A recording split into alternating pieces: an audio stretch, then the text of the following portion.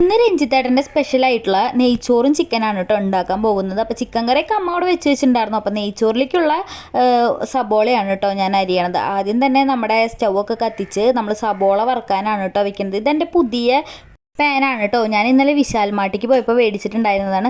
അപ്പം ഞാൻ ഓയിലൊക്കെ ഒഴിച്ചിട്ട് സബോള വറുക്കാൻ വെക്കുകയാണ് കേട്ടോ. രഞ്ജിത്തേട്ടൻ്റെ സ്പെഷ്യൽ ബിരിയാണി എന്ന് പറഞ്ഞാലും സബോള അരിയലും എല്ലാം വാട്ടലും വറുക്കലൊക്കെ എൻ്റെ പണി തന്നെയാണ് കേട്ടോ. അപ്പോൾ സബോളയൊക്കെ നന്നായി വറുത്ത് വന്നപ്പോൾ നമ്മുടെ അണ്ടിപ്പരിപ്പും മുന്തിരിയും പിന്നെ നമ്മുടെ ടൂട്ടി ഫ്രൂട്ടിയൊക്കെ ഇട്ടിട്ട് നന്നായി വറുത്ത് കോരി വെക്കുന്നുണ്ട് കേട്ടോ. അപ്പോൾ അതൊക്കെ വറുത്ത് കോരി കഴിഞ്ഞപ്പോൾ നമ്മുടെ ഓൾ സ്പൈസസ് ആയ പെരിഞ്ജീരകം, പട്ട, ഗ്രാമ്പു, ഏലക്ക എല്ലാം കൂടിയിട്ട് നന്നായി ഒന്ന് ആ എണ്ണയിൽ തന്നെ ഒന്ന് വറുത്തിട്ട് പിന്നെ ഒരു കപ്പ് അരിക്ക് 1.5 ഗ്ലാസ് വെള്ളം എന്നുള്ള ലെവലിൽ നമ്മൾ ഒഴിച്ചു കേട്ടോ. പിന്നെ ചേട്ടൻ നമ്മുടെ സലാഡിനുള്ള കുക്കുംബറാണ് ഈ അരിയണത്.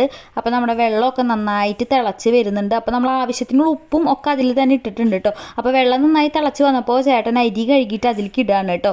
അരി നന്നായി കഴുകി ഒന്ന് വാല വെച്ചിട്ടുണ്ടായിരുന്നു. അപ്പോൾ അത് വെള്ളം തിളച്ചപ്പോൾ അതിലേക്ക് ഇടുകയാണ് കേട്ടോ. അപ്പോൾ നമ്മുടെ അരിയൊക്കെ സെറ്റായി വന്നപ്പോൾ മല്ലിയിലയും നമ്മുടെ വറുത്ത് വെച്ചിരിക്കുന്ന ഉള്ളിയും മറ്റേ അണ്ടിപ്പരിപ്പ്, മുന്തിരി അങ്ങനത്തെ സംഭവങ്ങളൊക്കെ ഞാൻ തന്നെയാണ് കേട്ടോ അത് ചെയ്യണത്.